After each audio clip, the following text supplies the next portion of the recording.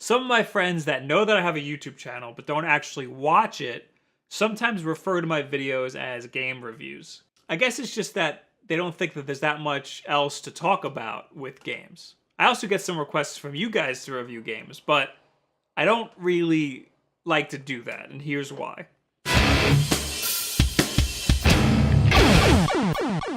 First and foremost, very, very, very rarely do I ever get games before they're released. I get them day one just like everybody else, so I'm already way behind review sites like IGN and Kotaku and Polygon. And I have a full-time job, so it's not like I could take launch day off just to play all day. Games usually come out on a Tuesday, and my game time is spread thin over the course of a few days, so I wouldn't be able to get a review out in a timely fashion. So for timeliness, you're better off going to one of these other sites. But some of these sites delay their reviews anyway to include the day one updates. In the case of Mortal Kombat X, the day one update gave you less easy fatalities, so the reviewers couldn't write that in their review. Bungie changed Destiny's Prison of Elders from having one guaranteed exotic each week to having a 75% chance of getting an exotic each week. That's a huge change. Don't get me wrong, I will certainly give my impressions of a game. If I make a video about how much I like a game or how much I dislike a game, I try to have a point. Like my video last week was on the new Destiny DLC. I was trying to make a point that the new DLC is the best thing to play in all of Destiny. I'm not going to give it a ranking on how much you need to play it. I'm just giving you my impressions. Review scores are not something that you should pay attention to. It's much better to have a conversation about the game. For example, I saw Mad Max over the weekend.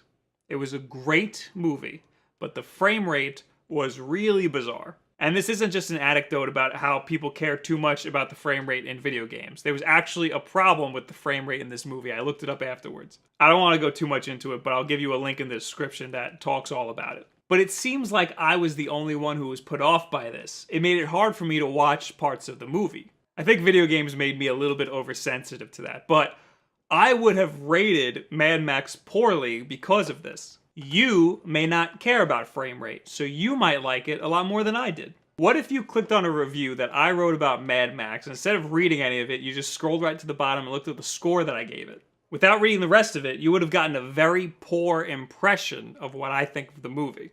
And again, I really, really liked that movie. That was the only issue that I had with it, was the frame rate. When I read game reviews, which is not very often, I try to pick it apart. This thing that the reviewer has a problem with, is it something that I'm going to have a problem with? That's why I try to have a conversation. That's something that I'm more interested in too. I'm more interested in having a conversation about the game than just seeing somebody's score. Kotaku has an alternative to review scores. They tell you straight up whether or not you should play a game with a yes or no scale.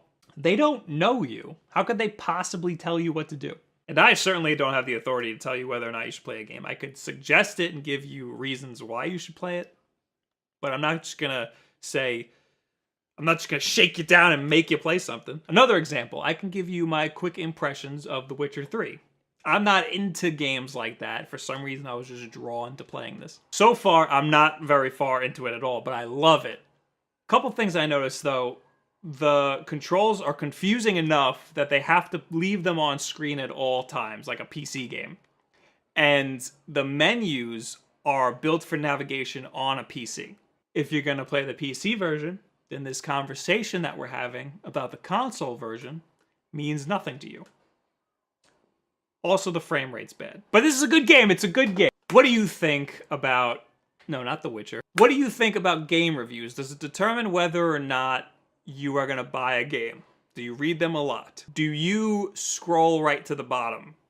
This is kind of gonna be hard for a lot of you to admit, but I sometimes scroll right to the bottom. I try not to make that influence whether or not I'm gonna buy a game, but sometimes I am just curious on what score these games are getting. Anyway, leave it in the comments below, at me on Twitter, all this other social media garbage. We Twitch every single Wednesday at 10 p.m. Eastern time, and it's the best way for me to get to hang out with all of you guys. So that's been a really fun community. So come join us there. Also, I made a video of me unboxing my Marth, which was fun. Also, I just found out that we get a little kickback if we promote the shirts that I designed for Busted Tees. So we got this one coming out. Should be out by the time this video's up, but I'll put a link in the description. It's a Bloodborne thing. You like Bloodborne? This is dragging on. Of course, the most important things that you can do is subscribe and share this video with a friend. Thank you very much. Have a good week. Anyway, if you bought the House of Wolves, then you know that the story missions are better than any story that Destiny has ever seen. That's not saying a lot, but it's good. When you're on set for a big production like this, it's really hard to tell what's actually happening. Yeah. Because there's so many people working on it. Yeah. The actual part that they're filming is really tight. And you can't hear them. Yeah. You know, because they're all mic'd up. And they're probably really far away from you.